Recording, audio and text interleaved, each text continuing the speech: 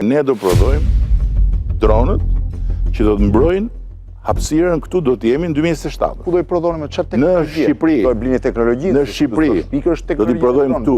Ne do të eksportojmë dron fevzi. Eksportosh dron. Made in Albania. Natyrisht që ne do t'i bëjmë këto me partner. Pranverën e 2027-s, qiellin e Tiranës me dronët made in me shqipojnë dhe me flamur të kuq. Ministri i Mbrojtjes Pirro Vengu ishte sot në datën 6 dhjetor në bazën ajrore të Farkës, në 58 vjetorin e krijimit të saj. Vengu e vlerësoi bazën ajrore të Farkës si simbol të profesionalizmit të forcës armatosur dhe simbol të ringritjes së ushtrisë shqiptare.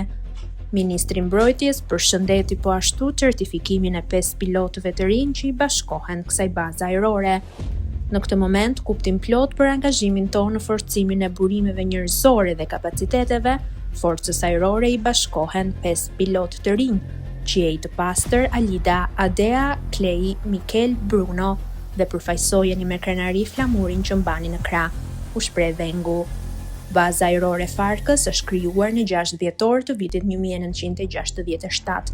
Ajo ka dhënë një kontribut të jashtëzakonshëm duke ndihmuar popullatën në emergjenca civile, veçanërisht në rastet e përmbytjeve, bllokimeve nga bora në zonat malore, tërmeteve apo dhe në kohë krizash.